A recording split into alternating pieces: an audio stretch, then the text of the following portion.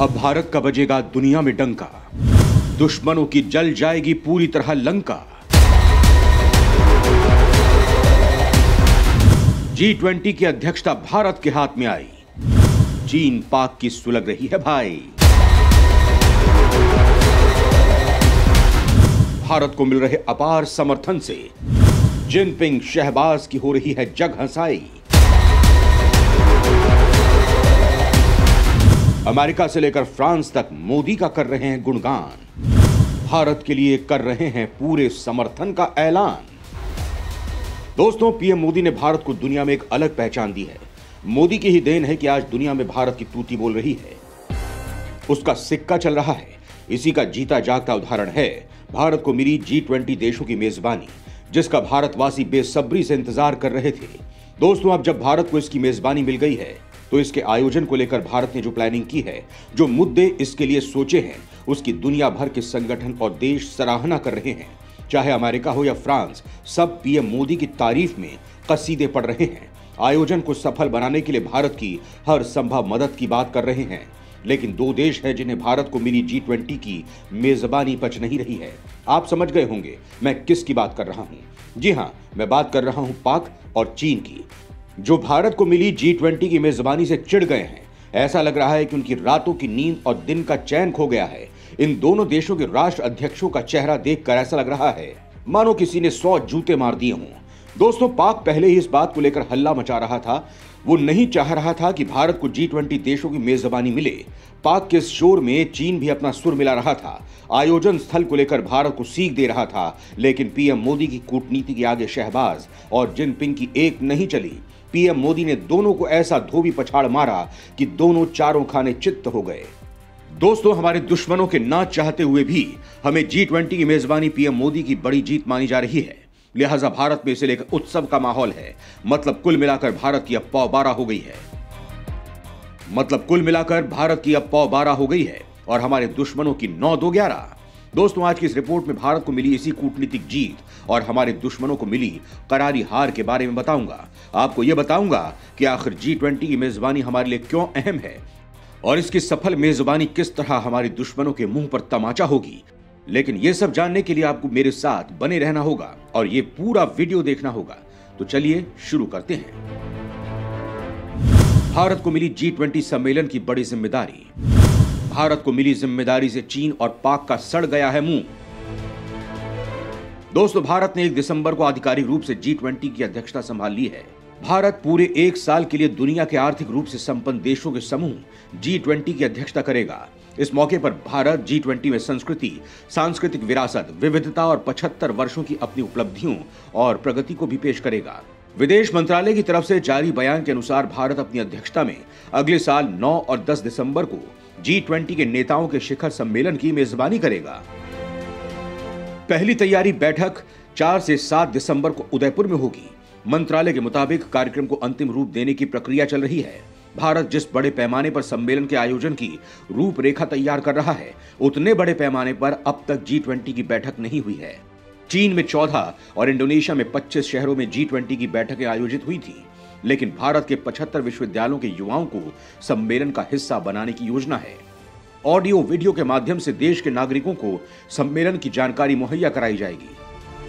FM radio भी प्रचार का माध्यम बनेगा। विदेश मंत्री एस जयशंकर ने कहा कि भारत G20 की अपनी अध्यक्षता के दौरान दक्षिणी एशियाई देशों के मौजूदा हितों और चिंताओं को प्रमुखता के साथ दुनिया के सामने रखना चाहेगा। जयशंकर ने कहा कि हमें लगता है कि इन देशों को दरकिनार किया गया है। दोस्तों, अगले 1 साल के दौरान देश में 55 अलग अलग जगहों पर G20 समूह की 200 से ज्यादा बैठकें होंगी।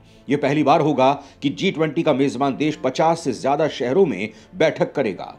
भारत के लिए पिछले 75 साल में यह सबसे बड़ा अंतर्राष्ट्रीय आयोजन भी होगा। इंडोनेशिया के बाली में पिछले महीने G20 शिखर सम्मेलन का आयोजन किया गया था। भारत की ओर से प्रधानमंत्री नरेंद्र मोदी ने इस सम्मेलन में हिस्सा लिया था, जिसमें भारत को G20 शिखर सम्मेलन की अध्यक्षता की जिम्मेदारी सौंपी गई। प्रधानमंत्री मोदी ने नवंबर महीने की शुरुआत में भारत की अध्यक्षता में G20 का लोगो, थीम और उसकी वेबसाइट को लॉन्च किया था। इस मौके पर उन्होंने कहा था कि G20 का ये लोगो केवल एक प्रतीक चिन्ह नहीं है, बल्कि एक संदेश है। ये एक भावना है जो हमारी रगों में है। ये एक संकल्प है जो हमारी सोच में शामिल रहा है।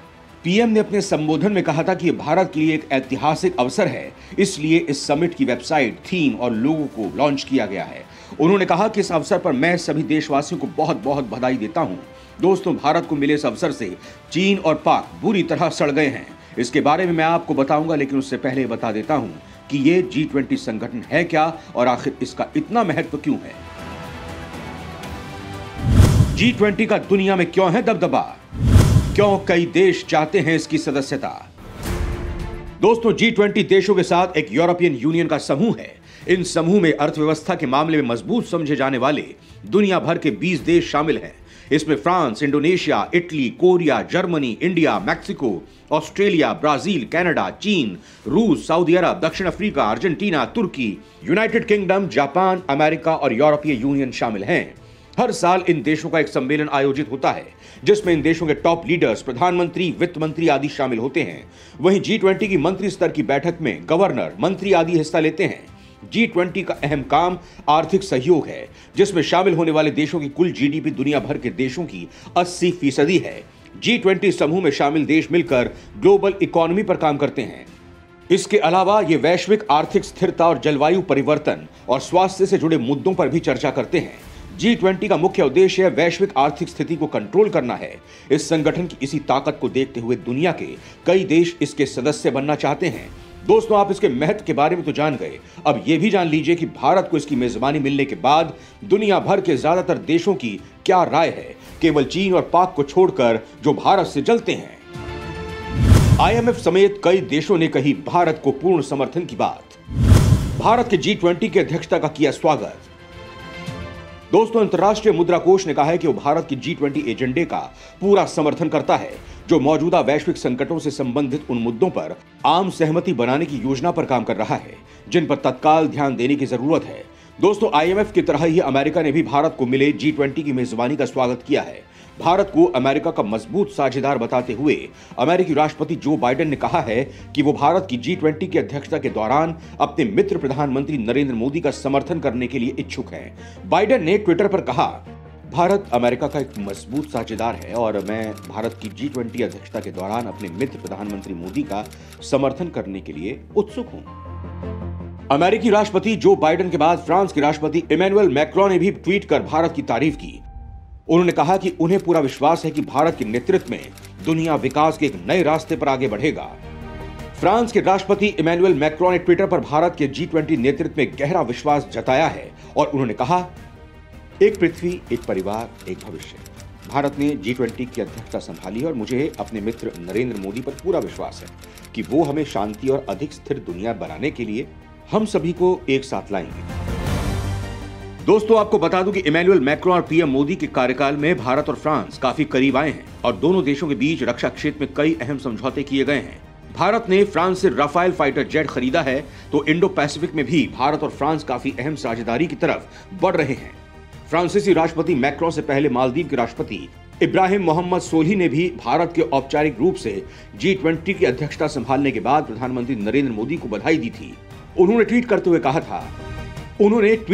कहा था कि G20 की अध्यक्षता ग्रहण करने पर भारत के प्रधानमंत्री नरेंद्र मोदी, भारत सरकार और भारत के लोगों को बधाई। मुझे भारत के नेतृत्व पर पूरा भरोसा है कि वो कूटनीति को बढ़ावा देगा और आम सहमति बनाने के लिए बातचीत करने के साथ साथ वैश्विक मामलों में प्रमुख मुद्दों पर स्थायी समाधान ढूंढेगा। दोस्तों, एक तरफ दुनिया भर के देश हैं जो भारत को G20 की मेजबानी मिलने का स्वागत कर रहे हैं, वहीं दूसरी तरफ चीन और पाकिस्तान है जो इससे जलकर राख हुए जा रहे हैं। भारत को मिली G20 की मेजबानी से जले पाक चीन भारत को मेजबानी देने का कर रहे थे विरोध। दोस्तों, ऐसी खबरें थी कि G20 की मेजबानी कर रहा भारत इसके कुछ कार्यक्रमों को कश्मीर में भी कराने पर विचार कर रहा है, जिससे पाकिस्तान तिलमिलाया हुआ है। पाक के सुर में भारत के विरोधी और पाकिस्तान के हिमायती चीन, तुर्की भी अपना राग अलाप रहे हैं, भारत को इसे लेकर सीख दे रहे हैं। खासकर चीन इस मुद्दे पर कुछ ज्यादा ही बयानबाजी कर रहा है। दोस्तों, आपको बता दूं कि पाकिस्तान पहले ही इस प्रस्तावित बैठक को खारिज कर चुका है। दोस्तों, भारत G20 से संबंधित कोई भी कार्यक्रम कश्मीर में ना करा सके, इसके लिए पाक अमेरिका से लेकर लंदन तक रोना रो रहा है, लेकिन उसके गला फाड़ने का चीन और तुर्की को छोड़कर किसी देश पर असर नहीं पड़ा है। जय हिंद, जय भारत।